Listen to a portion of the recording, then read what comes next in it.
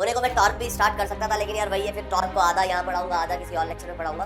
तो बेटर ये है कि एक सेशन में पूरा टॉर्क ही पढ़ ले, जिससे कि आपको चीजें अच्छे से समझ में आए। वन ऑफ द एक्सिस मतलब पैरेलल एक्सिस थ्योरम कब लगेगी? जब उनमें से एक एक्सिस कहाँ से जा रही हो? सेंटर ऑफ मास से जा रही है। तो अब जो अगली थ्योरम है वो है अपनी perpendicular axis theorem. Perpendicular axis theorem जो है it is only valid for planar object. आपको ध्यान रखना है कि I1 और I2 कौन सी एक्सिस है जो कि बॉडी के उस ऑब्जेक्ट के प्लेन में ही लाई कर रही है। तो यहाँ इस बात का आपको ध्यान रखना है कि सेंटर ऑफ मास से पास होना या ना होना, इससे कोई फर्क नहीं पड़ेगा। हाय गाइस, क्या हाल चाल, कैसे हो आप सभी लोग? सभी को नमस्कार और ढेर सारा प्यार। मैं आपका बड़ा भाई निखिल धा भाई हाजिर हूँ लेकर के आपके सामने lecture number 2, system of particle, rigid body dynamics, जो भी आप कहें इस चैप्टर को, है ना। रिजिड बॉडी डायनेमिक्स क्यों है? क्योंकि रिजिड बॉडी के बारे में बात कर रहे हैं। सिस्टम ऑफ पार्टिकल्स क्यों आप पढ़ रहे हो? क्योंकि यार आपको सेंटर मतलब एनसीईआरटी में आपको इसी तरीके से ये चीज मिली। तो आज का जो हमारा सेशन है उसमें हम बात करने जा रहे हैं parallel axis theorem, perpendicular axis theorem और कैविटी प्रॉब्लम्स का मोमेंट ऑफ इनर्शिया कैसे निकालें, है ना। मतलब कैविटी जब आएगी तो मोमेंट ऑफ इनर्शिया कैसे निकालें। तो कुल मिला के आज का सेशन में ज्यादा चीजें नहीं है। होने को मैं टॉर्क भी स्टार्ट कर सकता था, लेकिन यार वही है, फिर टॉर्क को आधा यहाँ पढ़ाऊंगा, आधा किसी और लेक्चर में पढ़ाऊंगा। तो बेटर यह है कि एक सेशन में पूरा टॉर्क ही पढ़ लें, जिससे कि आपको चीजें अच्छे से समझ में आए। तो आज हम बस इतना ही देखेंगे इस वाले लेक्चर में। तो फटाफट से स्टार्ट करते हैं। तो यार पैरेलल एक्सिस थ्योरम का डेरिवेशन में ऑलरेडी कल करवा चुका हूं, और उस डेरिवेशन के हिसाब से हमारे पास एक रिजल्ट आया था। और ये रिजल्ट हमें क्या कह रहा था कि it is only valid when one of the axis, मतलब पैरेलल एक्सिस थ्योरम कब लगेगी? जब उनमें से एक एक्सिस कहां से जा रही हो? सेंटर ऑफ मास से जा रही हो, ठीक है। और दोनों एक्सिस के बीच का सेपरेशन कितना हो? d हो। तो आप ये कह सकते हैं कि I is equals to ICM plus MD square, ठीक है। ये जो चीज है पैरेलल एक्सिस थ्योरम, ये हर केस में वैलिड है। It is valid for 1D 2D 3D, her type के ऑब्जेक्ट्स के लिए ये वैलिड है। ये आपको ध्यान रखना है, ठीक है। लेकिन एक यहां से कहां से पास होनी चाहिए? सेंटर ऑफ मास से पास होनी चाहिए। दूसरी बात मैंने जो आपको बताई थी, कल लिखवा भी दी थी, सेंटर ऑफ मास से या वो मोमेंट ऑफ इनर्शिया बॉडी का जो सबसे लोवेस्ट आएगा। तो ऐसी कौन सी एक्सिस होगी जिसके लिए मोमेंट ऑफ इनर्शिया सबसे लोवेस्ट आएगा? वो एक्सिस होगी जो सेंटर ऑफ मास से पास कर रही होगी, है ना। तो सेंटर ऑफ मास से पास करने वाली एक्सिस ही सबसे, मतलब ऐसा नहीं कि कोई भी, मैं क्या कह रहा हूं कि सबसे लोवेस्ट मोमेंट ऑफ इनर्शिया, सबसे मिनिमम मोमेंट ऑफ इनर्शिया जिस एक्सिस के लिए आएगा वो सेंटर ऑफ मास से ही पास कर रही होगी। हाँ, अब ऐसा हो सकता है कि सेंटर ऑफ मास से भी पास करने वाली बहुत सारी एक्सिस हो सकती हैं, ऐसी ऐसी अलग अलग, उनमें से कोई एक पे मिनिमम मोमेंट ऑफ इनर्शिया आएगा।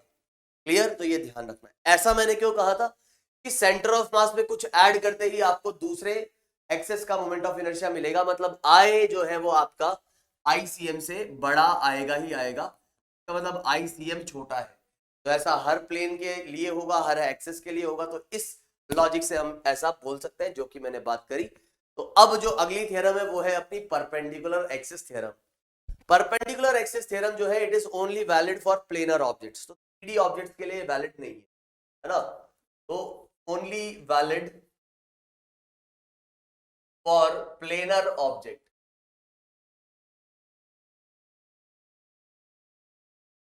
ठीक है, 2 डायमेंशनल आप कह सकते हैं। And not valid for 3D, and not valid for 3D objects. 3D objects के लिए ये वैलिड नहीं है। सबसे पहली बात तो ये ध्यान में आपको रखना। तो जैसा कि आपको एक बॉडी दिख रही है, प्लेन में मैंने ले लिया है इसे, है ना। ये आपकी एक्सिस है, ये Z एक्सिस है, ये Y एक्सिस है। तो आपको ये ध्यान रखना है कि अगर इस वाली एक्सिस को मैं कहता हूं कुछ I1, इस वाली एक्सिस को मैं कहता हूं कुछ I2, और ये वाली एक्सिस है मेरी I3। तो आपको ध्यान रखना है कि I1 और I2 कौन सी एक्सिस है जो कि बॉडी के उस ऑब्जेक्ट के प्लेन में ही लाई कर रही है। वो जो भी हमारी रिजिड बॉडी है तो उसका कुछ प्लेन होगा, तो उसके प्लेन में ही लाई कर रही है। जैसे कि अगर आपके पास ये बुक है, ये हो गया इसका प्लेन, तो I1 और I2 जो है वो इसी के प्लेन में लाई करनी चाहिए, ठीक है, पहली चीज। दूसरी बात, I3 जो होना चाहिए वो इसके प्लेन के परपेंडिकुलर होना चाहिए। और सिर्फ I3 नहीं, I1 I2 I3 ये तीनों म्यूचुअली परपेंडिकुलर होने चाहिए। आपको ये बात ध्यान से समझना, इसलिए मैंने इसको XYZ बोल दिया।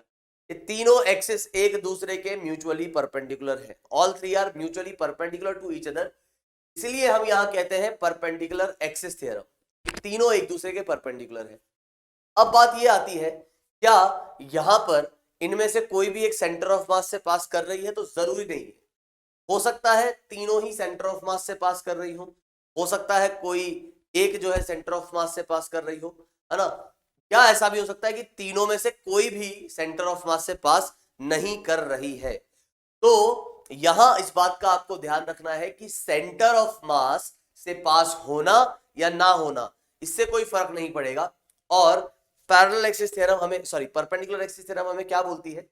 पहले हम एक बार रिजल्ट देख लेते हैं भाई। I1 क्या आएगा? I1 की अगर मैं बात करूंगा तो मैंने जैसा कि इसको x एक्सिस बोल दिया है, इसको y एक्सिस बोल दिया और इसको बोल दिया मैंने z। आपको थोड़ा सा ये समझना होगा, यहाँ पे थोड़ा आपको थोड़ा सा ये समझना होगा, क्योंकि ये एक्स जेड प्लेन में लाई कर रहा है तो इसका कुछ कोऑर्डिनेट होगा xi और zi। ith एलिमेंट जो भी मैं लूंगा यहां पर, इसका मास मैंने बोल दिया mi। क्योंकि ये एक्स जेड प्लेन में लाई कर रहा है तो इसके कोऑर्डिनेट एक्स और जेड के टर्म्स में होंगे, वाई कोऑर्डिनेट तो जीरो होगा, है ना? हालांकि आपको इसको जो लिखना चाहिए वो कुछ x I zero Z I, ठीक है? वाई कोऑर्डिनेट जीरो है और Z coordinate Z I. X coordinate क्या आ जाएगा आपका? एक्स कोऑर्डिनेट आ जाएगा ये वाली डिस्टेंस, जेड कोऑर्डिनेट आ जाएगा आपका ये वाली डिस्टेंस, है ना? मतलब आप यहां से जब परपेंडिकुलर डालोगे तो वो आपका आ जाएगा एक्स आई कॉमा जीरो। यहां से जब आप परपेंडिकुलर डालोगे तो ये आ जाएगा 0 0 ZI। तो ये डिस्टेंस और ये डिस्टेंस सेम है, तो ये ZI क्या है? ZI is the perpendicular distance from x axis. XI क्या है? XI is the perpendicular distance of this point और this mass with z axis. अगर मैं I1 निकालना चाहता हूं तो I1 आपके पास बड़े आसानी से आप लिख सकते हो, ये कितना आ जाएगा यार? ये आ जाएगा सिग्मा mi का स्क्वायर, यहां पे I वही 1 से लेकर n तक। और यहीं अगर मैं बात करूं किसकी? I2 की, तो I2 तुम कह दोगे कि सर ये आ जाएगा सिग्मा mi बाय I, क्योंकि ओ सॉरी यार, एक मिनट। I1 का डिस्टेंस है कितना? ये परपेंडिकुलर डिस्टेंस ZI, तो mi ZI का स्क्वायर। और I2 की जब मैं बात करूंगा तो I2 कितना आ जाएगा? I2 आ जाएगा ये वाली डिस्टेंस जो कितनी है? XI, तो सिग्मा mi xi का स्क्वायर, और कहां से कहां तक? 1 से n तक। और अब मैं अगर तुमसे पूछूं, बताओ यार I3 के बारे में क्या ख्याल है? I3 की जो कहानी है उसमें आ जाएगा सिग्मा mi और ये वाली डिस्टेंस, कौन सी डिस्टेंस? ये डिस्टेंस, इसको मैं कह देता हूं Ri। ये वाली जो डिस्टेंस आ जाएगी वो एक तरीके से क्या आ जाएगा? अगर आपने इसको ओरिजिन माना है, मैंने इसको क्या मान लिया? ओरिजिन। इसको ओरिजिन माना तभी ये चीजें थी। ये वाली जो डिस्टेंस आ जाएगी Ri आपके पास कितना होगा? Ri होगा आपका root of xi square plus ZI square. हो सकता है आप लोगों को यहां से थोड़ा सा ये दिख नहीं रहा हो, समझ में नहीं आ रहा हो, तो इसको मैं थोड़ा सा समझा देता हूं।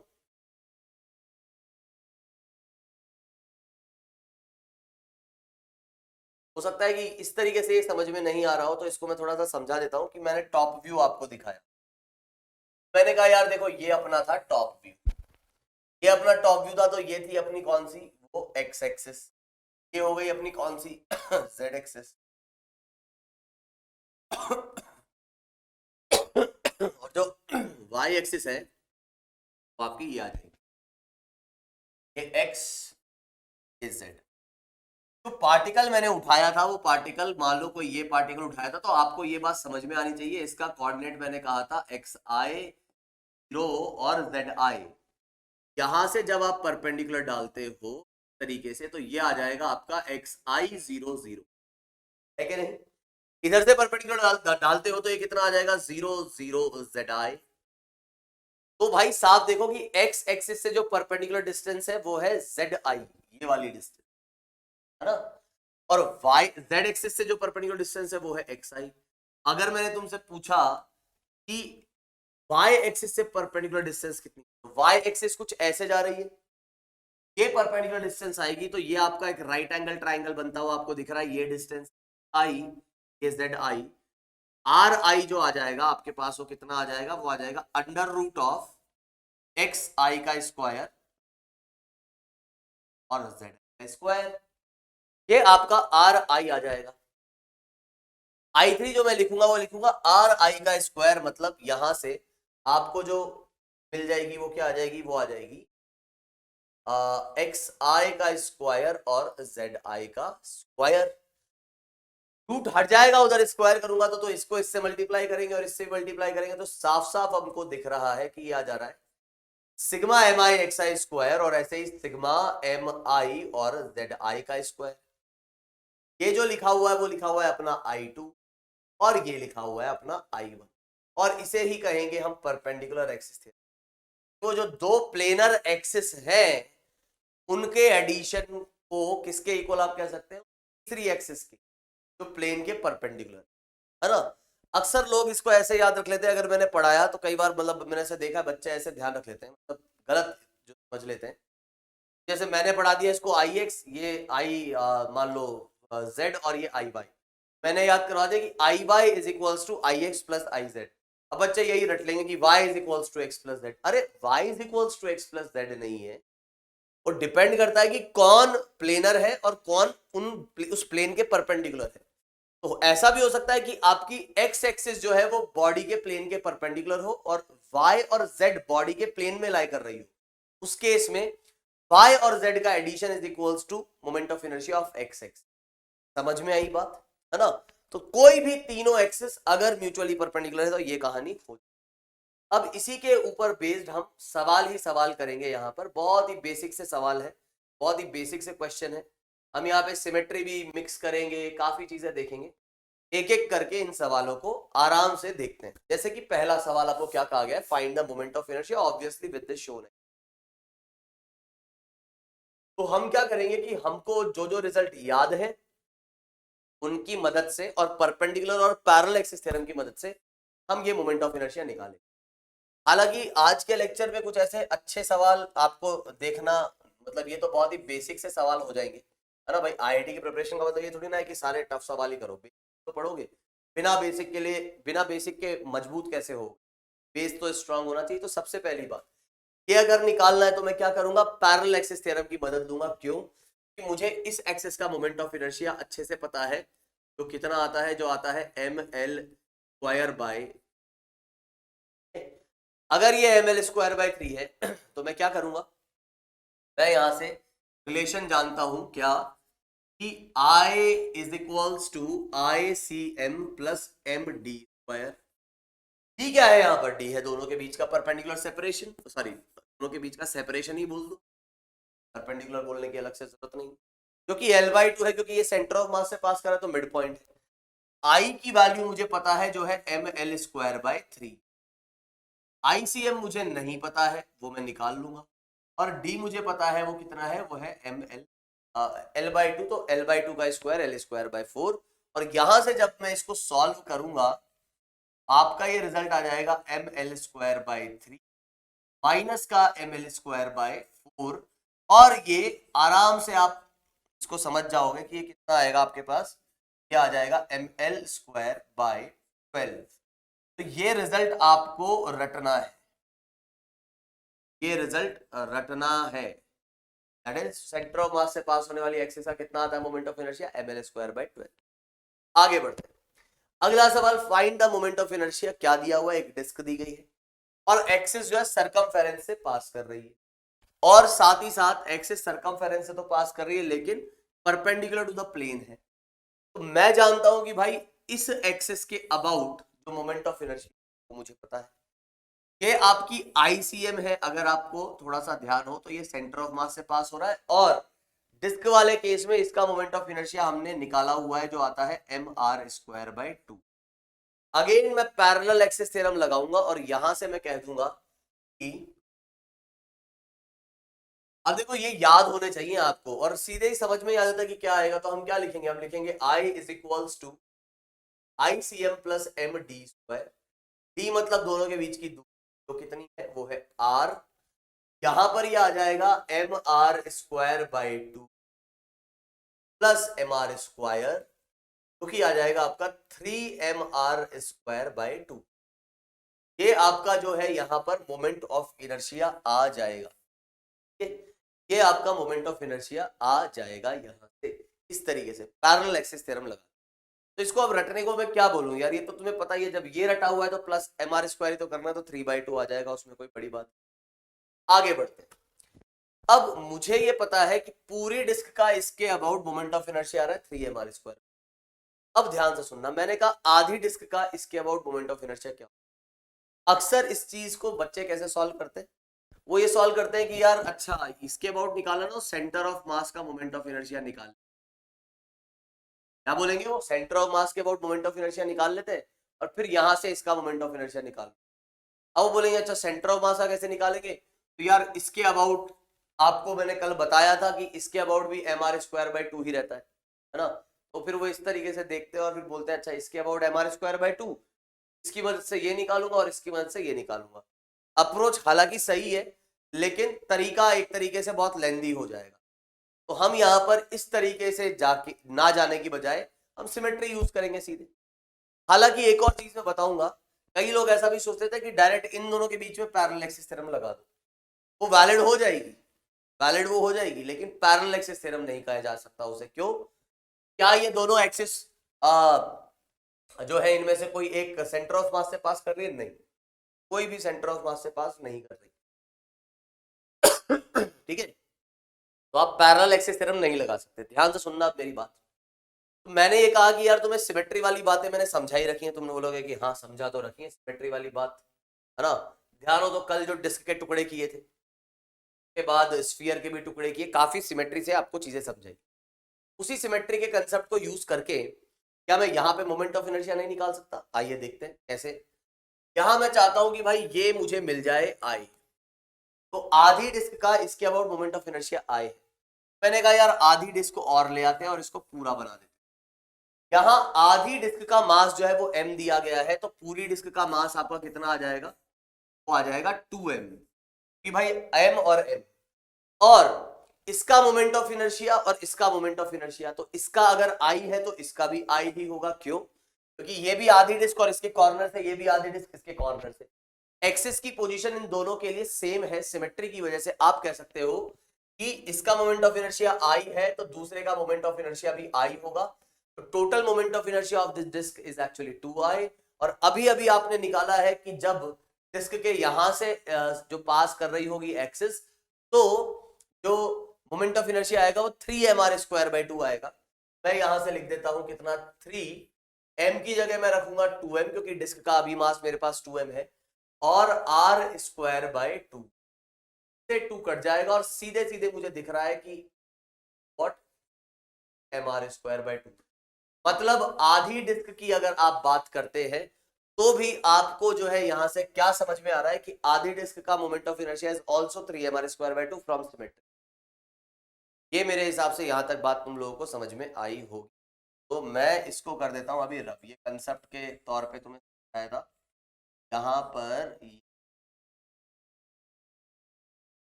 ठीक है, ये जो है आपके पास क्या आ जाएगा, मोमेंट ऑफ इनर्शिया आ जाएगा। अब थोड़ा सा मैं आपको यहाँ पे कुछ बात बताना चाहूंगा। मान लो इस वाले आई की बात करते हैं, आई नॉट। आई नॉट आपको ऑलरेडी पता है पिछले वाले लेक्चर से कि वो कितना आएगा, वो आएगा mr स्क्वायर बाई 2। और अगर मैं यहाँ पे आपसे पूछूं क्या आई और आई नॉट में ये रिलेशन आ रहा है क्या, आप बोलोगे हाँ सर आ तो रहा है। mr स्क्वायर बाई 2 में आप एम आर स्क्वायर आप ऐड कर दो, d की वैल्यू कितनी है r, mr स्क्वायर बाई 2 में आप mr स्क्वायर ऐड करोगे तो 3 mr स्क्वायर बाई 2 आएगा। तो this relation is valid, but आप ये ध्यान रखो कि it is not parallel axis theorem, but it is not parallel axis theorem. ये पैरेलल एक्सिस थ्योरम से नहीं आ रहा है ना। अब देखो यार इसमें कंफ्यूज मत होना प्लीज, पैरेलल एक्सिस थ्योरम में दोनों जो है उनमें से एक सेंटर ऑफ मास से पास होनी चाहिए। क्या दोनों ही सेंटर ऑफ मास से पास हो रहे हैं? नहीं। सर पर वैलिड क्यों आ रहा है यार, यहाँ आ रहा है, ऐसे बहुत जगह पर आ जाएंगी। दो पैरेलल एक्सिस के बीच में रिजल्ट हो सकता है आपके पास ये आ जाए कि I1 is equals to I2 plus MD square, लेकिन इसका मतलब ये नहीं कि वो पैरेलल एक्सिस थ्योरम है। पैरेलल एक्सिस थ्योरम कब बोलेंगे? जब उनमें से एक सेंटर ऑफ मास से जा रही होगी, है ना। तो this is not parallel axis theorem.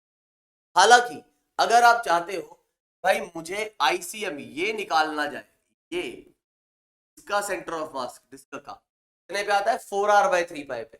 अगर आप इसका सेंटर ऑफ मास निकालना चाहते हैं 4r/3 पाई पूरी पर ये आता है, यहां से यहां मैं जा सकता हूं और बात कर सकता हूं।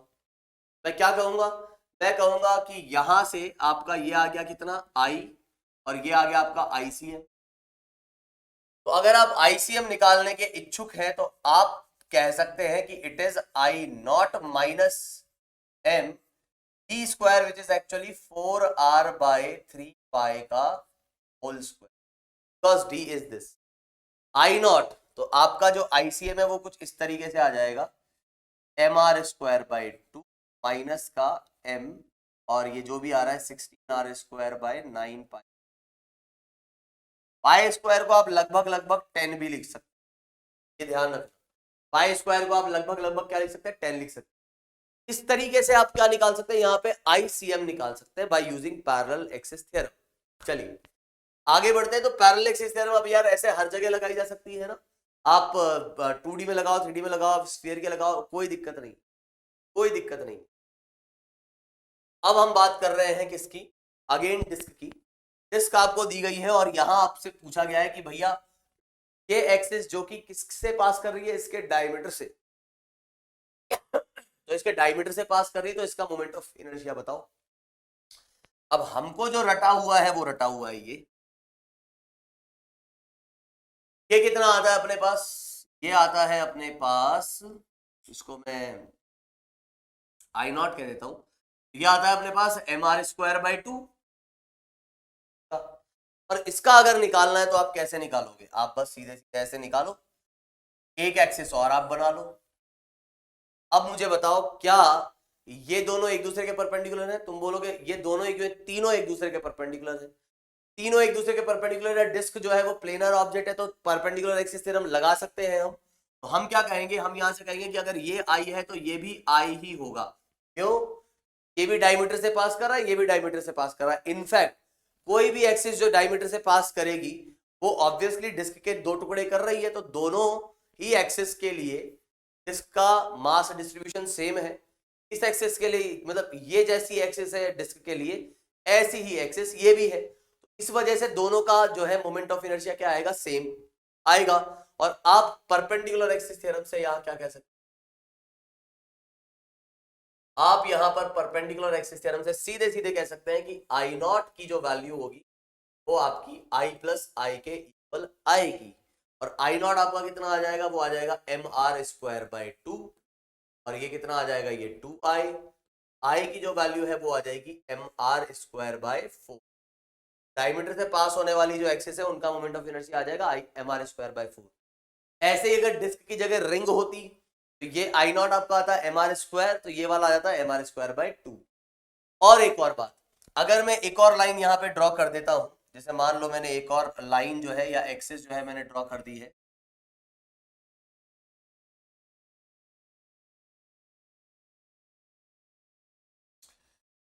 समझे आप?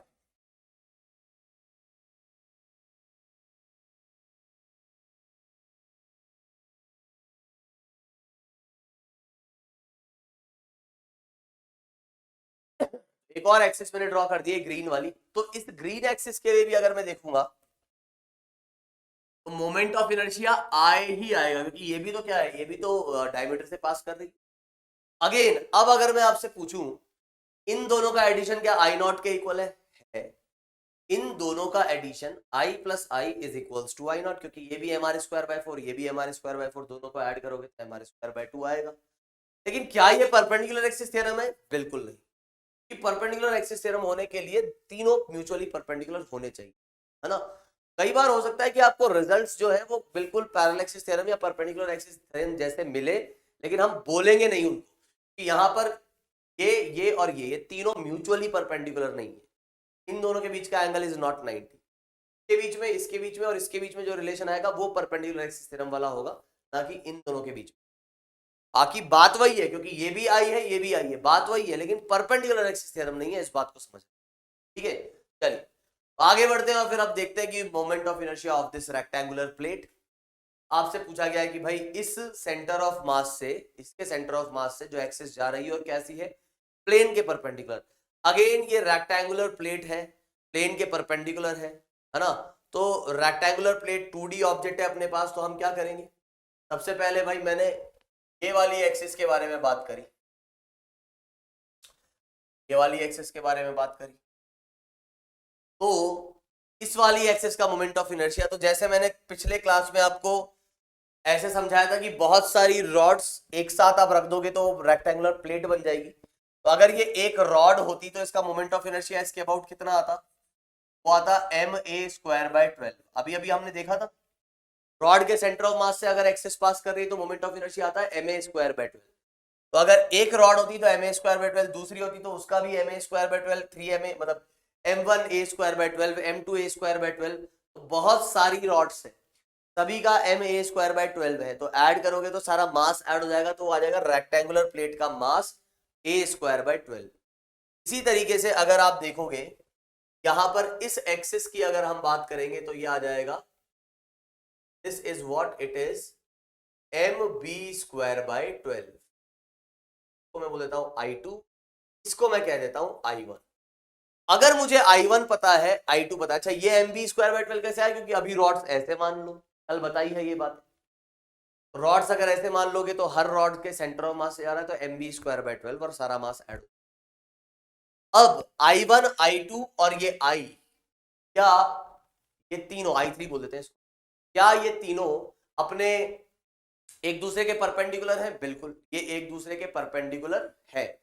और अगर ये एक दूसरे के परपेंडिकुलर है तो मैं क्या कह सकता हूं, मैं कह सकता हूं कि I3 equals to I1 plus I2, I3 is equals to I1 plus I2, और I3 की जो वैल्यू आ जाएगी वो कितनी आ जाएगी, वो आ जाएगी ma²/12 प्लस mb²/12। सिंपल सी बात है। इसका मतलब ये हुआ कि यहां से जो फॉर्मूला आ रहा है वो आ रहा है ma² plus b²। This is the value of I3 when the axis is passing from the center of mass and perpendicular, perpendicular किसके, प्लेन के परपेंडिकुलर वो। ठीक है, इतनी बात मेरे हिसाब से समझ में आई होगी, यहां तक कोई दिक्कत नहीं होगी, क्लियर है। अच्छा, ये बात हुई अपने पास इस एक्सेस के बारे में। अब ये भी क्या अपने को रटना है क्या? बिल्कुल ये रटना है। अब यार इसको रटने में देखो कोई तकलीफ होगी नहीं, ये आपको पता ही रहेगा ma²/12, ये आपको पता ही रहेगा mb²/12, तो बस दोनों को ऐड ही तो करना है, और ऐसा तो कुछ खास यहाँ पे हमने किया नहीं। आ रही है यहां तक बात समझ में? उम्मीद है यहां तक चीजें एकदम क्लियर होंगी। ठीक है, चलिए तो अब अगर मैं कहता हूं, इसी में अगर मैं थोड़ी और बात करूं तो मैं क्या कह सकता हूं, मैं कह सकता हूं कि अगर हमारे पास स्क्वायर प्लेट आ जाए, हमने क्या कहा कि अगर रेक्टेंगुलर प्लेट है, ध्यान से सुनना, हमने कहा अगर रेक्टेंगुलर प्लेट है तो रेक्टेंगुलर प्लेट के केस में हम क्या कह रहे हैं, the moment of inertia, rectangular plate के केस में मोमेंट ऑफ इनर्शिया कौन से वाले एक्सिस के लिए, इस एक्सिस के, अगर ये आपका A है, अगर ये आपका B है, तो हमने कहा कि ये मोमेंट ऑफ इनर्शिया आएगा कितना, ma² प्लस b²/12, है कि नहीं? कहीं कोई दो राय नहीं।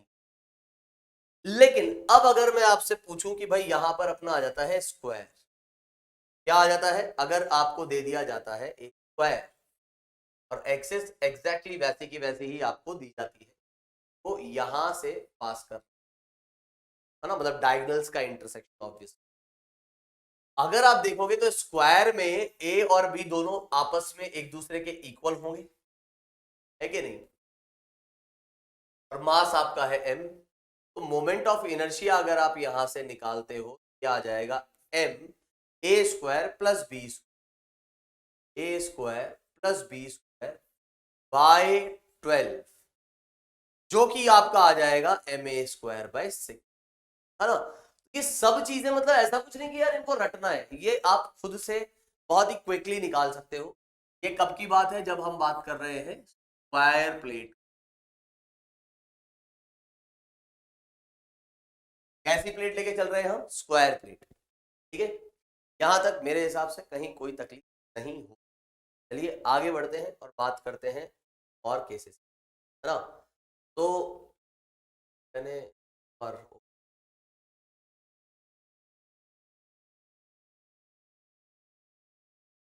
हाँ जी, अब सुनो कहानी मजेदार।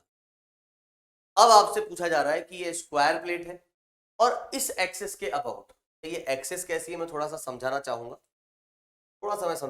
इधर इस एक्सिस की अगर मैं बात करता हूं, ये एक्सिस जो है वो एक्चुअली जा रही है आपके प्लेन से और ये एंगल बना रही है कुछ थीटा। किस प्लेन से पास कर रही है, ऑब्वियसली स्क्वायर प्लेट के प्लेन से पास कर रही है और एंगल बना रही है कुछ थीटा, ठीक है।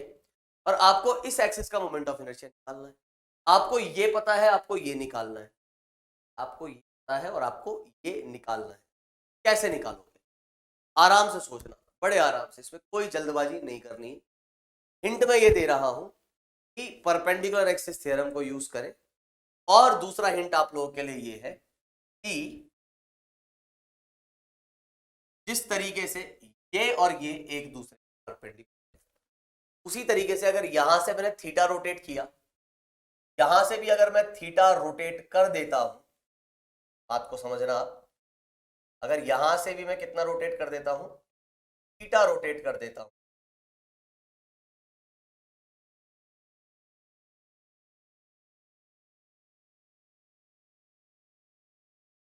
तो ये दोनों एक्सिस भी एक दूसरे के परपेंडिकुलर है। अब मैं इससे ज्यादा कुछ नहीं बताऊंगा, मतलब वैसे तो बताऊंगा ही, लेकिन आप लोग वीडियो पॉज करके अब सॉल्व। बात यह है कि मुझे इसके अबाउट मोमेंट ऑफ इनर्शिया चाहिए था, ठीक है। तो वीडियो को पॉज करो और सॉल्व करना। तो मैंने क्या किया कि आपको ये सवाल में दिया गया है कि ये कुछ इस वाली एक्सिस से थीटा एंगल बना रही है, तो मैंने इसके एक परपेंडिकुलर एक्सिस बनाई और इससे थीटा एंगल पे एक और एक्सिस बना। अब ये दोनों एक्सिस, जब इन दोनों के बीच का एंगल 90 था तो इन दोनों के बीच का एंगल भी 90 होगा, क्योंकि इसको मैंने रोटेट किया थीटा, इसको भी रोटेट किया थीटा, ये भी 90 होगा। और क्या यहां पर आपको सिमेट्री दिख रही है, क्योंकि ये स्क्वायर है। हाँ, ये कैसा प्लेट है आपका, स्क्वायर प्लेट है भाई, ये स्क्वायर प्लेट। क्योंकि ये एक स्क्वायर प्लेट है तो इस एक्सिस के अबाउट और इस एक्सिस के about moment of inertia same होगा, सिमेट्री है भाई। इसको जैसे आप देख रहे हो वैसा ये भी आएगा, तो यहाँ पे आपका क्या आएगा, सिमेट्री आएगी। और आपका जो मोमेंट ऑफ इनर्शिया इस एक्सिस के अबाउट आएगा वो आएगा एम ए स्क्वायर बाय 6। गौर से सुनना, ये कितना है, ये है एम ए स्क्वायर बाय 6। ये एक्सिस, ये वाली एक्सिस और ये वाली एक्सिस, क्या ये तीनों म्यूचुअली परपेंडिकुलर है एक दूसरे के, बिल्कुल है। क्या मैं ऐसा नहीं कह सकता कि अगर ये मेरे पास आई नॉट थी, मैं यहां से लिख सकता हूं कि I naught is equals to I plus I, again I और आई, और ये आ रहा है अपने पास एम ए स्क्वायर बाय 6। ये आई कितना आ जाएगा, ये आ जाएगा एम ए स्क्वायर बाय 12। तो यहां ये बड़ा ही इंटरेस्टिंग सा और अमेजिंग सा रिजल्ट दिखता है कि ये एम ए स्क्वायर बाय 12 है, और थीटा अगर इसको रोटेट कर दोगे तो भी मोमेंट ऑफ इनर्शिया में कोई फर्क नहीं आएगा, थीटा की वैल्यू कुछ भी हो सकती है। तो आप चाहे ऐसा पास कराओ, डायगोनल से पास करो, the result will be M A square by 12। तो वापस से इन दोनों का addition M A square by 12, M A square by 12 is equals to M A square by 6। क्या इन दोनों के एडिशन से जब आपको आई नॉट मिलेगा तो परपेंडिकुलर एक्सिस थ्योरम बोल सकते हो आप, जी नहीं। मान लो ये I1 है, ये I2 है, हालांकि दोनों सेम है, I1 भी एम ए स्क्वायर बाय 12 है, I2 भी एम ए स्क्वायर बाय 12 है, लेकिन क्या इन दोनों के एडिशन से आपको एम ए स्क्वायर बाय 6 मिलेगा, बिल्कुल मिलेगा। लेकिन क्या ये परपेंडिकुलर एक्सिस थ्योरम है, बिल्कुल नहीं, ये परपेंडिकुलर एक्सिस थ्योरम नहीं है, ठीक है। तो इतनी बात मेरे हिसाब से यहां तक आप लोगों को समझ में आई होगी। तो अब हम एक स्टेप और आगे बढ़ रहे हैं और इस सवाल को हम देख रहे हैं कि यहाँ पर क्या दिया गया है। ठीक है, एक बार इस सवाल को हम यहाँ पर देख लेते हैं कि यहाँ पर क्या दिया गया है। तो सबसे पहले क्या कह रहा है ये, find moment of inertia for the given 3 axis. भाई साहब आपसे यहाँ पे बात की जा रही है 3 डिफरेंट एक्सिस, 3 एक्सिस। ठीक है, क्या दिया हुआ है आपको कि आपको एक ट्रायंगुलर प्लेट दी गई है, इसका बेस ए है, ये भी ए है और ये 90 डिग्री, ए और ये कितना है 90। आई बात समझ में? तो मुझे ये वाली एक्सिस, ये वाली एक्सिस जो इसके परपेंडिकुलर है, ये वाली एक्सिस जो इसके परपेंडिकुलर है, इन तीनों के अबाउट मोमेंट ऑफ इनर्शिया आपसे पूछा जा रहा है। ठीक है, मैं ऐसे कर लेता हूं, इन तीनों को डुप्लीकेट करता हूं जिस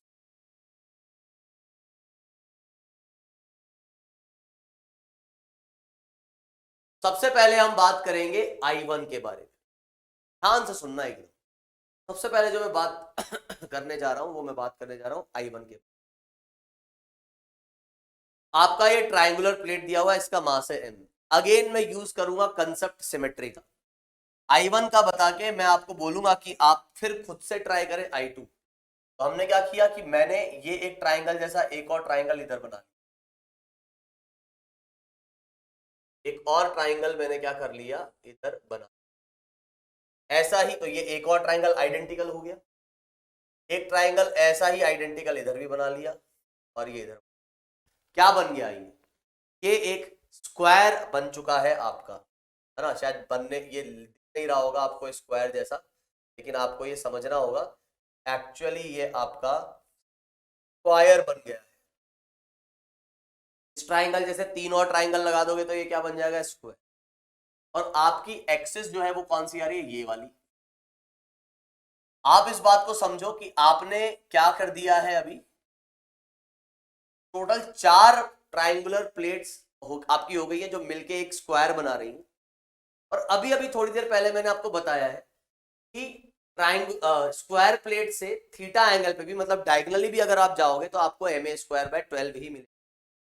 अगर मैं यहां आपसे पूछूं कि इस वाले ट्रायंगुलर प्लेट का मोमेंट ऑफ इनर्शिया I1 है, तो इसका भी I1 होगा, इसका भी I1 होगा, इसका भी I1 होगा। क्यों? क्योंकि चारों ट्रायंगल के लिए इस एक्सिस का पोजीशन सेम है, इसकी पोजीशनिंग सेम है। सो बिकॉज ऑफ सिमेट्री चारों के लिए, देखो इसके भी ये एक साइड से पास कर रही है, इसके भी ये एक साइड से पास कर रही है, इसके भी ये एक साइड से पास कर रही है, इसके भी ये एक साइड से। तो टोटल मोमेंट ऑफ इनर्शिया जो इस स्क्वायर प्लेट का आना चाहिए इन टर्म्स ऑफ I1, वो कितना आ जाएगा आपका, वो आ जाएगा 4I1। समझ में आती है बात? टोटल मोमेंट ऑफ इनर्शिया जो आपका आएगा वो आ जाएगा कितना, 4I1। और टोटल मोमेंट ऑफ इनर्शिया जो 4I1 है उसको क्या मैं ऐसा बोल सकता हूं कि टोटल मास जो कि है 4m, और ए आपका आएगा ये साइड, तो ये ए है तो ये भी ए है, तो ये आ गया आपका 2a। समझना इस बात, ये आपका 2a आ गया। तो ये जो डिस्टेंस आएगी आपकी, डिस्टेंस कितनी आएगी, ये आ जाएगी आपकी, ऐसे निकाला, ए राइट एंगल ट्राइंगल है,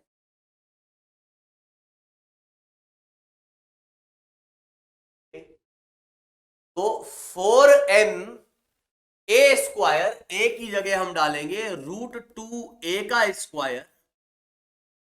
तो m जो कि 4m है, a² जो कि √2a है, तो ma²/12, चारों का मिलाकर ma²/12 होना चाहिए। ये अभी हमने निकाला था थोड़ी देर पहले। ma²/12 यदि ये आ रहा है तो आप इस बात को समझे, पड़ जाएगा। तो I1 की वैल्यू इज ma²/6, क्योंकि √2 हो जाएगा, √2 का स्क्वायर इज 2, ma²/6 आ जाएगा। मतलब आपको ये समझना है, ये वाली जो आपकी ट्रायंगुलर प्लेट है इसका moment of inertia about this axis is actually I1, और ये कितना आ जाएगा, ये आ जाएगा ma²/6, ma²/6। उम्मीद है आपको बात समझ में आई होगी कि किस तरीके से सिमेट्री का कंसेप्ट यूज करके आप मोमेंट ऑफ इनर्शिया निकाल। आगे बढ़ते हैं। अब बात हम करने जा रहे हैं किसकी, I2 की। I2 को भी आप देखोगे तो बात वही हो जाती है घूम फिर के, क्या कि आप I2 वाले केस में भी क्या कर लीजिए, 4 ट्राइंगल टोटल मान लीजिए। तो ये I2 जो है, I2 के लिए भी अगर आप देखोगे, इस ट्राइंगल के भी ये इस कॉर्नर पे है, इस ट्राइंगल के भी इस कॉर्नर पे, इस ट्राइंगल के भी 90 वाले कॉर्नर पे और इस ट्राइंगल के भी 90 वाले कॉर्नर के ऊपर है। इन चारों ट्राइंगल्स के लिए जब आप बात करोगे इस एक्सिस की, this axis is symmetric to all the 4 triangle. बस यहीं से हम यहां बात करने जा रहे हैं। और हम क्या कहने जा रहे हैं, जब मैं बात करता हूं किसकी,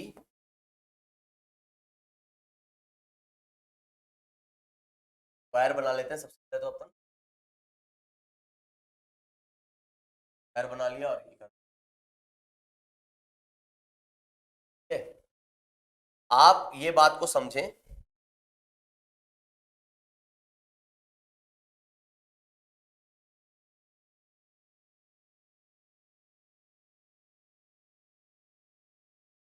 कि अभी अगर मैंने ये वाली एक्सिस ली है, इसको मैं कह रहा हूं I2, इस ट्रायंगुलर प्लेट का भी I2 है, तो इसका भी I2 है, इसका भी I2 है, इसका भी I2 है।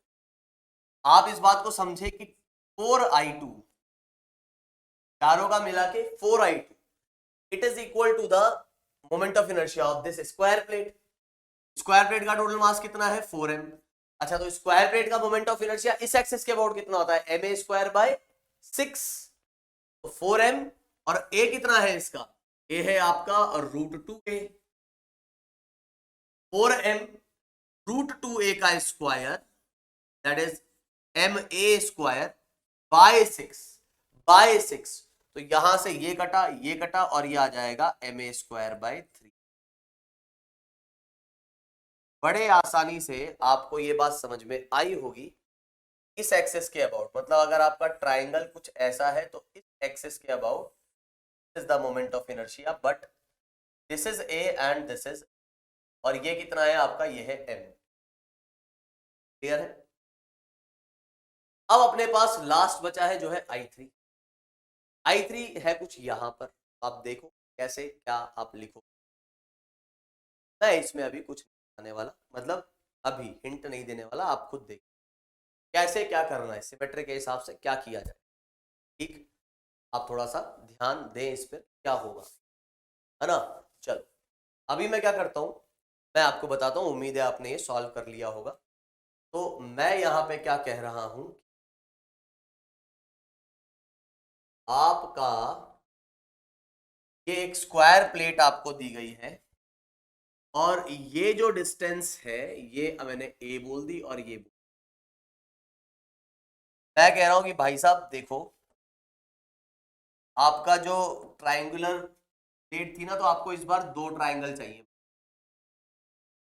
कमेंट सेक्शन में जरूर बताना कितने लोगों ने इस तरीके से किया, है ना। 2 ट्रायंगल से काम कैसे चल जाएगा, 2 ट्रायंगल से काम इस तरीके से चल जाएगा। मुझे सिमेट्री के साथ इस तरीके से ट्रायंगल्स को जोड़ना था कि कुछ ऐसा शेप आ जाए जिसका मैं मोमेंट ऑफ इनर्शिया जानता हूं। अब अगर मान लो कोई कहता कि सर अभी भी आप ऐसा क्यों नहीं मान रहे, इस तरीके से क्यों नहीं मान रहे, यार इस तरीके से मानने में मुझे कोई लफड़ा नहीं है। मैं पीछे चले जाता हूं, सर अभी भी आप इस तरीके से क्यों नहीं मान रहे, इस तरीके से मानने में कोई लफड़ा नहीं, लेकिन मोमेंट ऑफ इनर्शिया इसका है। तो इस वाले ट्राइंगल के लिए तो इस कॉर्नर से पास हो रहा है, मतलब इस एक्सिस की पोजीशनिंग इस ट्राइंगल और इस ट्राइंगल के लिए तो एक जैसी है, लेकिन इसके लिए अलग है। इस ट्राइंगल के तो किसी भी कॉर्नर से ये पास ही नहीं कर रही, ट्राइंगल के भी किसी भी कॉर्नर से पास नहीं कर रही।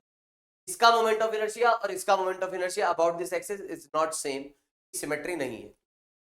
इस वजह से हम क्या करेंगे, इस वजह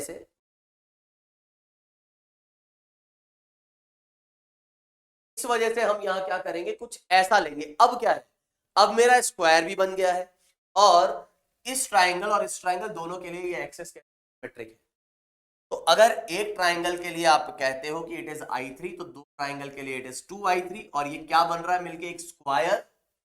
और इस एक्सिस के अबाउट आप क्या लिखोगे, इस एक्सिस के अबाउट मुझे पता है ये वाली चीज, ये मुझे पता है कि ये ICM आएगा, ICM प्लस MD स्क्वायर। क्या ये बात समझ पा रहे हो, ये मोमेंट ऑफ इनर्शिया निकालना है। 2I3 ये कितना आ जाएगा, ये आ जाएगा अपने पास ICM। पूरे स्क्वायर प्लेट का ICM कितना आएगा भाई, पूरे स्क्वायर प्लेट का ICM अपने पास आ जाएगा, टोटल मास है 2m, a² / 6। ma² / 6 अगर याद हो तो, plus total mass which is again 2m and d², ये आपके पास आएगा √2a, तो ये आ जाएगा a/√2, a/√2 का स्क्वायर, ये कुछ ये आ जाएगा, 2 कट गया, ये आ गया बाई 3। आपका यहां से जो रिजल्ट आ रहा है वो आ जा रहा है कितना, क्या आ जा रहा है आपका 4ma² / 3 प्लस ma², 4ma² / 3, यहां से ये काटा, ये काटा, ये आ जाएगा आपका कितना 2ma² / 3। उम्मीद है आपको ये सारी बातें समझ में आ रही होंगी कि यहाँ पे किया क्या जा रहा है असलियत में। ठीक है, तो इस तरीके से हम क्या कर सकते हैं, मोमेंट ऑफ इनर्शिया बड़े आसानी से कैलकुलेट कर सकते हैं by using the concept of symmetry. Symmetry मैंने कल भी पढ़ाई थी, आज भी पढ़ाई है। ठीक है, तो बड़ा ही जल्दी अपना लेक्चर खत्म हो गया, लेकिन मैं सोच ही रहा था कि यार आज इतना ही पढ़ाएंगे और कैविटी प्रॉब्लम देखते हैं, तो कुल मिला के लेक्चर को समाप्ति की ओर ले जाते हैं हम। लेकिन एक बार यहाँ पर कुछ चीजें देख लेते हैं, जैसे कि मान लो अगर ये रिंग है ना, तो आपको ये समझ में आना चाहिए कि रिंग के सेंटर ऑफ मास से जो एक्सिस पास कर रही होगी, इस एक्सिस के अबाउट मोमेंट ऑफ इनर्शिया आप कितना कहेंगे, ये एक्सिस के अबाउट मोमेंट ऑफ इनर्शिया आ जाएगा mr²/2। निकाला, इसके अबाउट है mr², परपेंडिकुलर एक्सिस थ्योरम लगा के निकालूंगा, ये mr²/2 आ जाएगा, mr²/2 प्लस mr², तो ये आ जाएगा आपका 3mr²/2। ये रिंग पे कौन सी वाली एक्सिस है, जो सरकमफेरेंस से पास कर रही है और रिंग के प्लेन में ही लाई कर रही है। ऐसी नहीं है, ऐसी होती तो कुछ अलग बात होती। ऐसे डिस्क की बात करोगे तो आप जानते हो कि डिस्क के अंदर ये जो एक्सिस आती है, इसका मोमेंट ऑफ इनर्शिया आता है mr²/4। कैसे कि ऐसी वाली का आता है mr²/2, ये और ये परपेंडिकुलर एक्सिस तरफ लगा के आ जाएगा mr²/4, mr²/4 प्लस mr², तो ये आपके पास आ जाएगा 5mr²/4। मतलब बस मैं पैरेलल एक्सिस और परपेंडिकुलर एक्सिस थ्योरम का एप्लीकेशन आपको समझा। मान लो आपको हॉलो स्फीयर दिया है, अब हॉलो स्फीयर के लिए आपसे बात की जाए, अक्सर देखो बच्चे गड़बड़ क्या कर देते, भाई हॉलो स्फीयर में उनको मान लो ये तरीका पता है, आप बोले यहाँ, तो बताओ वो क्या सोचेंगे। तो ऐसा करते हैं, पहले ना वो परपेंडिकुलर एक्सिस थ्योरम निकाल के लगा के ये वाली एक्सिस का मोमेंट ऑफ इनर्शिया निकाल ले। भाई यहाँ परपेंडिकुलर एक्सिस थ्योरम लगेगी ही नहीं, ये हॉलो स्फीयर 3D है ना, तो सर फिर कैसे निकालेंगे, तो इसमें निकालने में क्या लफड़ा है, ये तो मुझे वैसे ही पता है। हॉलो स्फीयर के लिए this moment of inertia is what, is 2/3mr², चाहे एक्सिस ऐसी हो, ऐसी हो, ऐसी हो, इट इज बाय 3mr²। इसके अबाउट मोमेंट ऑफ इनर्शिया क्या आएगा, इसके अबाउट मोमेंट ऑफ इनर्शिया आ जाएगा 2/3mr² प्लस mr², तो ये आ जाएगा अपना 5/3r²। मैंने पैरेलल एक्सिस थ्योरम लगाई बस। इसी प्रकार अगर मुझे यहां पर यही सेम चीज करनी है, इसके अबाउट सॉलिड स्फीयर है, इसके अबाउट मोमेंट ऑफ इनर्शिया निकालना है, पहले तो आप इसके अबाउट निकाल लो, तो ये आ जाएगा आपका कितना, आ जाएगा 2/5mr², और इसके अबाउट निकालोगे तो ICM प्लस md², ये है आपका कितना r, ICM प्लस mr², ये आ जाएगा 7/5mr। ठीक है, ये आपकी कहानी हुई मोमेंट ऑफ इनर्शिया के कैलकुलेशन की by using the concept of symmetry, या फिर पैरेलल एक्सिस थ्योरम, या फिर परपेंडिकुलर। इस टाइप से आपको मोमेंट ऑफ इनर्शिया कैलकुलेट करना होगा। अब एक कैविटी प्रॉब्लम पे भी हम सवाल देख लेते हैं, उसके बाद एक रेडियस ऑफ जायरेशन की बात करेंगे और इस सेशन को खत्म करेंगे। ठीक है, कैविटी प्रॉब्लम्स में क्या लिया मैंने, एक एग्जांपल ले रहा हूँ, उसी से आपको पूरा आइडिया लग जाएगा। जिस तरीके से सेंटर ऑफ मास में हम चले थे, एक बार मैं देख लूं, जिस तरीके से हम सेंटर ऑफ मास में चले थे उसी प्रकार यहाँ पर भी अपने को चलना है, जो नयापन नहीं है, वही सेम कॉन्सेप्ट कि आपको एक डिस्क दे रखी है, उसके अंदर एक होल है, एक कैविटी है, डिस्क का जो मास है वो है m, ये m जो है वो पूरी डिस्क का मास नहीं है, ये कैविटी के साथ, मतलब इतना मास हटा देने पर जो बचा हुआ मास है वो m है, और उसकी रेडियस r है। कैविटी जैसा कि आपको दिख रहा है वो r/2 रेडियस की। तो हम यहाँ कैसे सॉल्व करेंगे इसे, ऑब्वियसली हम यहाँ पे लेके चलेंगे कि भाई क्या,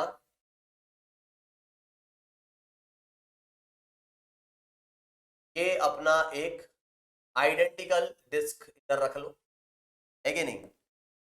एक आइडेंटिकल डिस्क जो है हमने इधर बना ली पूरे मास। मैं कहूंगा कि ये जो चीज है वो किससे मिलके बनी है? से प्लस नेगेटिव मास से। नेगेटिव मास का क्या मतलब है? नेगेटिव मास का यहां पर जो है वो ये मतलब है कि देखो हमारे लेवल पे हम बोलेंगे भाई नेगेटिव मास एग्जिस्ट नहीं करता है। आई बात समझ में? हालांकि इधर फिर हम क्या कहेंगे, नेगेटिव मास वैसे एग्जिस्ट नहीं करता है,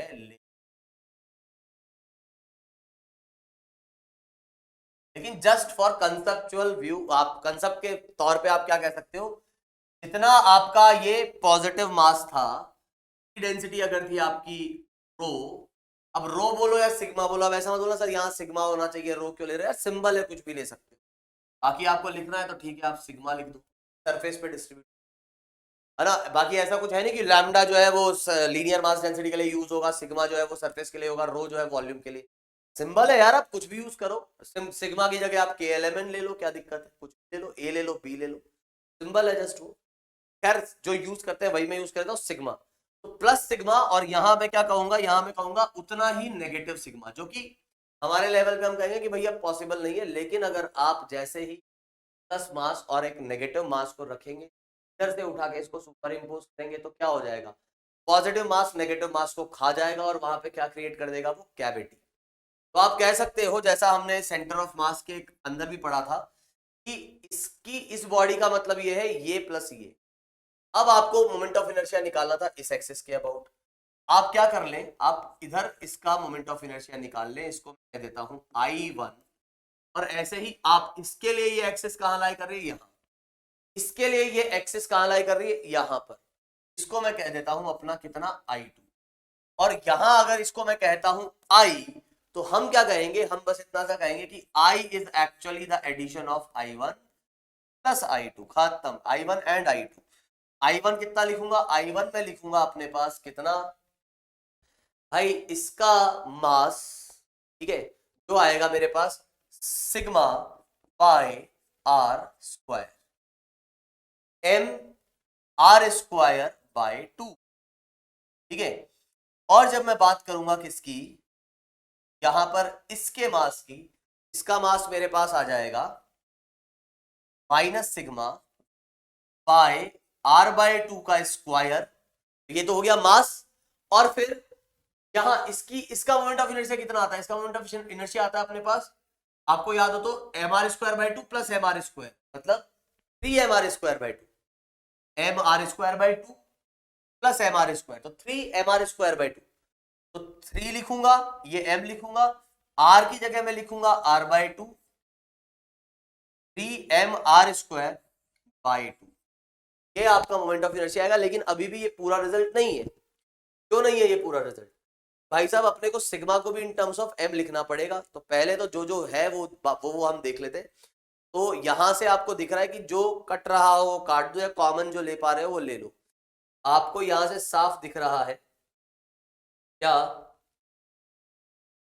कि मोमेंट ऑफ इनर्शिया जो आ रहा है वो कितना आ रहा है, वो इधर से मैं लिख लेता हूं, तो ये आ जा रहा है सिग्मा पाई r की पावर 4, या ऐसा अलग से ही स्क्वायर करके, ये तो बाय 2 आ गया, mr स्क्वायर बाय 2, और वो कितना आ रहा है वो माइनस में बाहर निकाल लेता हूं, तो sigma pi r square by 4, I think r square by 4, और इधर भी कितना आ रहा है, इधर आ रहा है r स्क्वायर बाय 4, और नीचे आ जा रहा है 2। ये कहानी आपकी आ रही है। यहां से मैंने क्या किया, मैंने जो जो कॉमन निकल सकता है वो मैंने निकाल लिया भाई। ये सिग्मा पाई r स्क्वायर, इसको ऐसा अलग रख दिया, हाफ कॉमन निकाल लिया, अंदर क्या बचेगा 1 माइनस 3 बाय 16, 4 इंटू 4 16 बाहर निकल गया, और ये r स्क्वायर अलग से। अब जो अपने पास रिजल्ट है वो आपको समझ में आ ही रहा होगा, सिग्मा की वैल्यू में लिख देता हूं। तो सिग्मा कितना आ जाएगा, सिग्मा मैं निकालूंगा इसकी मदद से, इसका मास है m, तो आपको ये समझना है इसका मास है m, और इसका जो एरिया है वो कितना है, वो है पाई r square minus pi r square by 4, बड़ा एरिया माइनस छोटा एरिया, ये आपका आ जाएगा कितना 3m, oh sorry 4m by 3 pi R square. ये सिग्मा की वैल्यू हम उठा के यहां रख देते हैं। सिग्मा इज कितना, 4m by 3 pi R square, और इधर आपके पास आ रहा है पाई आर स्क्वायर, और इधर आपके पास आ रहा है 2 पाई आर स्क्वायर से पाई आर स्क्वायर कटा, 2 से ये 4 गया 2 टाइम्स, ये आपके पास यहां से आ जाएगा कितना, आ जाएगा 13 बाय 16, और इधर आ रहा है आपके पास आर स्क्वायर। तो कट रहा है वो काट देंगे, तो ये इधर से आ जाएगा अपने पास 8 8 3 24, 13 by 24 M R square. This is the moment of inertia. अगर कहीं कैलकुलेशन मिस्टेक हुई है तो अपने आप करेक्ट कर लेना, ठीक है, उसमें कोई ज्यादा कैलकुलेशन मिस्टेक वाली बात नहीं है। इंपॉर्टेंट बात क्या है अपनी, कंसेप्ट क्या है, कंसेप्ट क्या है कि जब भी कैविटी आ जाएगी तो एक पूरा मास मान लूंगा और एक कैविटी जितना ही नेगेटिव मास मान लूंगा, इसका भी मोमेंट ऑफ इनर्शिया निकालूंगा, इसका भी मोमेंट ऑफ इनर्शिया निकालूंगा, दोनों को ऐड कर दूंगा। ऐड करने के बाद फाइनल आंसर भी हमारा m के फॉर्म में आना चाहिए। तो सिग्मा की वैल्यू मैंने लिख ली। सिग्मा कैसे लिखा मैंने, सिग्मा मैंने लिखा इसका जो मास था वो था m, और इसका जो एरिया था वो मैंने लिख दी। इस तरीके से बड़ी आसानी से आप क्या कर सकते हो, मोमेंट ऑफ इनर्शिया पता कर सकते हो। और अब लास्ट टॉपिक आज के इस छोटे से सेशन का ये है अपना क्या, रेडियस ऑफ जायरेशन। तो हम बात करेंगे रेडियस ऑफ जायरेशन की। रेडियस ऑफ जायरेशन जो है क्या है, ध्यान से सुनो, बहुत ही सिंपल सा टॉपिक है। Radius of gyration by RAT, radius of gyration क्या कहता है ये टॉपिक, ये टॉपिक आपको कहता है कि भाई अगर आपके पास कोई रिजिड बॉडी है, कोई भी रैंडम रिजिड बॉडी, ये इसकी एक्सिस है, इस एक्सिस के अबाउट कुछ मोमेंट ऑफ इनर्शिया आ रहा है। इस बॉडी का मास है आपका m, इस बॉडी का मास है m और इसका किसी एक्सिस के अबाउट मोमेंट ऑफ इनर्शिया है I। रेडियस ऑफ जायरेशन का बस इतना सा कहना है कि अगर आपके पास उसी सेम एक्सिस के लिए, उसी सेम एक्सिस के लिए मैं एक मास कंसीडर करता हूं जिसका एग्जैक्ट मास है किसके इक्वल, बॉडी के मास के इक्वल, या दूसरे शब्दों में आप ऐसा कह दो, इस पूरे बॉडी के मास को आपने इकट्ठा करके एक पॉइंट ऑब्जेक्ट बना लिया, इस पूरे बॉडी के मास को इकट्ठा करके एक पॉइंट ऑब्जेक्ट बना लिया और उसको आपने किसी के पे रखा। अब तुम बोलोगे इस दूरी को आप के क्यों बोल रहे हो, आर क्यों नहीं बोल रहे, ए क्यों नहीं बोल रहे, एल क्यों नहीं बोल रहे, एम क्यों नहीं बोल रहे, क्योंकि बुक्स में के दिया होता है तो के ही लिख रहे हैं। अगर उस पूरे मास को इकट्ठा करके एक पॉइंट पे रख दिया जाए और कितने दूरी पर, के दूरी पर, किससे, उस एक्सिस से, तो यहां का मोमेंट ऑफ इनर्शिया कितना आएगा भाई, ये मोमेंट ऑफ इनर्शिया आपका आएगा एम के स्क्वायर। जो भी मोमेंट ऑफ इनर्शिया यहां आ रहा था वो मोमेंट ऑफ इनर्शिया यहां भी लाया जा सकता है, इसको चेंज करके, के को चेंज करके, के की वैल्यू को कम ज्यादा करके, एक मतलब कोई ना कोई तो के की ऐसी वैल्यू होगी ना जिसपे ये एम के स्क्वायर की वैल्यू उस आई के इक्वल आएगी, कोई ना कोई तो के की वैल्यू होगी जिसपे इस एम के स्क्वायर की वैल्यू आई के इक्वल आएगी। तो बस इस के को ही हम क्या कहते हैं, radius of gyration. Radius of gyration is that distance, okay, at which if you will place the whole mass considering it as an point object, okay, उस पॉइंट पे आपने रख दिया, उस डिस्टेंस पे आपने रख दिया, तो मोमेंट ऑफ इनर्शिया वही है। रेडियस ऑफ जायरेशन निकालने का तरीका क्या है, तरीका is very simple. Moment of inertia आपको पता होना चाहिए, m से आप डिवाइड कर दो और फिर रूट ले लो, ये आपका रेडियस ऑफ जायरेशन आ जाएगा, है ना। अब मुझे नहीं पता बच्चे इसमें क्यों कंफ्यूज होते हैं, इसको देख के बच्चों को लगता है अरे नहीं समझा नहीं समझा, इसमें कुछ है ही नहीं समझने जैसा, बहुत ही बेसिक सा कंसेप्ट है। जो मोमेंट ऑफ इनर्शिया यहाँ आ रहा है एक पूरी रिजिड बॉडी के लिए, वही मोमेंट ऑफ इनर्शिया मुझे एक पॉइंट ऑब्जेक्ट के लिए निकालना है जिसका मास एग्जैक्टली उस बॉडी जितना है और उसको मैंने के डिस्टेंस पे रख दिया, तो वही मोमेंट ऑफ इनर्शिया आ जा रहा है। तो के की वैल्यू आ गई root of I by M. जैसे अगर आपसे कोई कहे भाई अपने पास मान लो एक क्या है, डिस्क है, ये है अपनी डिस्क, और इस डिस्क की अगर मैं बात कर रहा हूं, आपसे पूछे कि बताओ इस डिस्क का रेडियस ऑफ जायरेशन क्या होगा इस एक्सिस के अबाउट, आपको रेडियस ऑफ जायरेशन पता है, कुछ नहीं करना है इसमें, सिंपल सी चीज है, के कितना आ जाएगा, के आ जाएगा I by R, oh sorry, I by M. I कितना है, आई है M R square by 2 by M, ये आ जाएगा R by root, R by root. इस तरीके से आप किसका, डिस्क वाले केस में रेडियस ऑफ जाइरेशन निकाल लो। डिस्क की जगह अगर स्फीयर होता तो स्फीयर का मोमेंट ऑफ इनर्शिया लिख देता। और कोई एक्सिस आ जाती है, जैसे मान लो ये वाली एक्सिस आ गई, इसके अबाउट 3mr² आता है, तो रूट 3/2 आर आ जाता, रूट ऑफ 3/2 इंटू आर आ जाता। कुल मिला के इस तरीके से आप क्या निकाल सकते हैं, बड़ी आसानी से आप रेडियस ऑफ जाइरेशन निकाल सकते हैं यहां पर। ठीक है, ये कहानी हुई आपकी किसकी, रेडियस ऑफ जाइरेशन। सर इसका यूज क्या, यूज यार कई बार सवाल में तुमको बताऊं क्या बोलेगा कि अजीबोगरीब शेप दे देगा, अजीबोगरीब शेप दे देगा और बोलेगा the radius of gyration about this axis is K. वो तुमको दे दी रेडियस ऑफ जाइरेशन इज मान लो 2 मीटर अबाउट दिस एक्सिस, बस कुछ नहीं, m इंटू 2 मीटर का स्क्वायर। मान लो तुम्हें दे दिया बॉडी, तुमको ऐसा बोल दे ये एक बॉडी है और ये आपकी जो है एक्सिस है, और जैसे एक सवाल दे देता हूँ, सवाल कर ही लेते हैं। जैसे मान लो आपको कुछ इस टाइप से दे दी,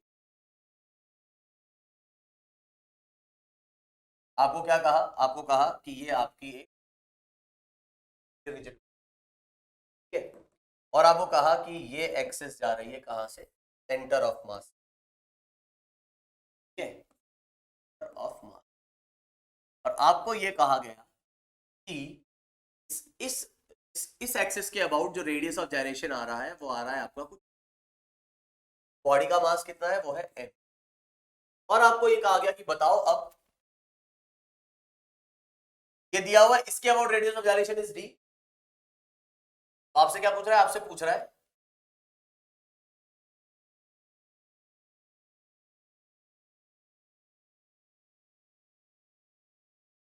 आपसे क्या पूछ रहा है यहां पर, आपसे पूछ रहा है कि बताओ ये मोमेंट ऑफ इनर्शिया कितना होगा और ये मोमेंट ऑफ इनर्शिया, इस एक्सिस के अबाउट रेडियस ऑफ जाइरेशन दे रखा है तो कोई लफड़ा है ही नहीं, आईसीएम तो अपना सीधे सीधे आ जाएगा कितना, एम के स्क्वायर मतलब एम। अच्छा ये दूरी मान लो आपको दी गई बाई 2 है ना, ये दूरी मान लो दी गई तो क्या कहेंगे हम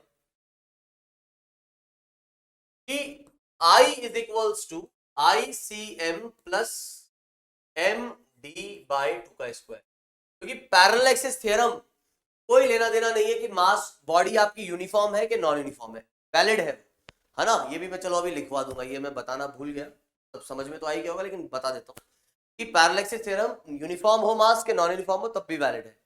यहाँ पर आईसीएम आपको पता है कितना है, वो है एम डी स्क्वायर, ये सवाल में ही एक तरीके से दिया हुआ है, और ये डिस्टेंस भी आपको दी गई है d/2। ऐसा मत बोलना d/2 कैसे पता लगा, ये सवाल में दी गई है, बस यहाँ से हम निकाल लेंगे 5md²/4। इस तरीके से आपका क्या आ जाएगा, ये मोमेंट ऑफ इनर्शिया आ जाएगा दोनों।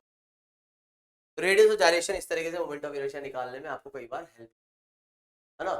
मैं जाते जाते बस लास्ट में एक और चीज बताना चाहूंगा, जैसा मैंने कहा कि valid for 1D 2D and 3D and also valid for uniform and non-uniform objects, uniform and non-uniform mass